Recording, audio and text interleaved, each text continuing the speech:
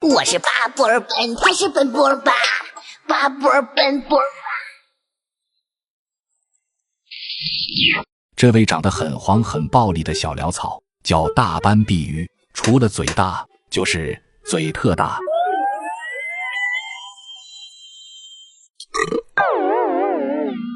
任何物种只要前面加一个大字，就不是简单的名词了，比如大熊猫、大脑斧、大壮。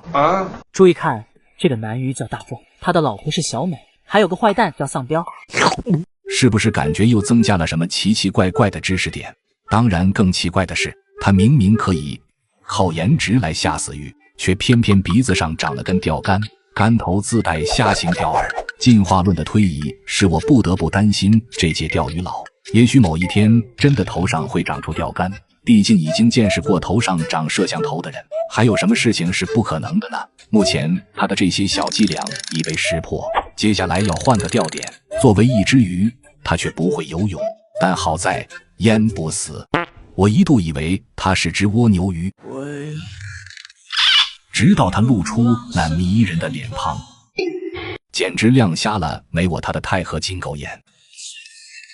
那么问题来了，这个速度在海洋是怎么生存下来的？虽然我不是什么专家，但我可以告诉你，至于他的天敌什么时候登场，我也不知道。正如我开始所说，我不是什么专家。古有妖人提灯定损，今有丑鱼挥竿起钓，虽说性质不一样，但本质都是一样，坑。作为鱼界的翘楚，他更擅长的是录音。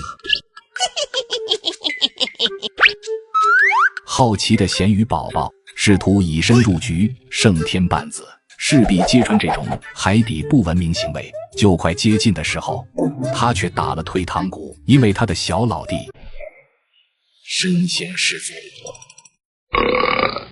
接下来我们一起遨游这片海洋，寻找一种会使用魅惑之术的物。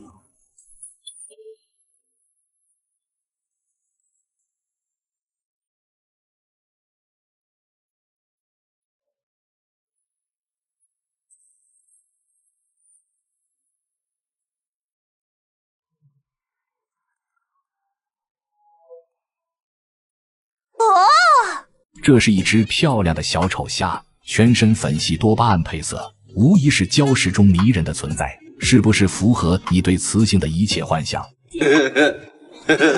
当然，有些人只关心它好不好吃，我只能说，好看的东西不一定有毒，有毒的东西一定好看。目前，一只海星勾起它的食欲，这只聪明的笨海星还知道背对敌人，毕竟呼叫海绵宝宝已经来不及了。小丑虾要想吃到海星肉，必须把它翻过来。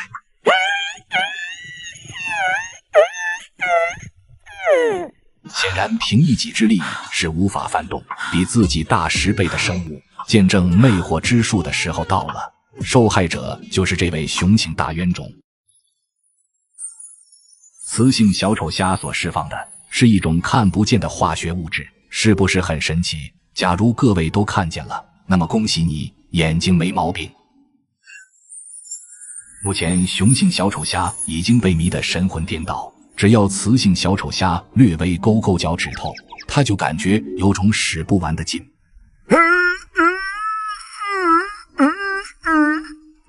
海星翻身也就意味着躺平了，海绵宝宝你不用来了。这一顿够他们吃20天，20天过后，雌性小丑虾将褪去外壳，幻化成最柔软的姿态，做他爱做的事。这次他释放的是另一种化学物质，更为强力的魅惑之术。大冤种再次被迷惑，接下来发生不可描述的事，我就不再描述了。总而言之，言而总之，别问我要注意什么，放心看，大胆看。本期就讲到这里了，我是你们的解说员云泽，喜欢看什么告诉我，我不一定照办，但好使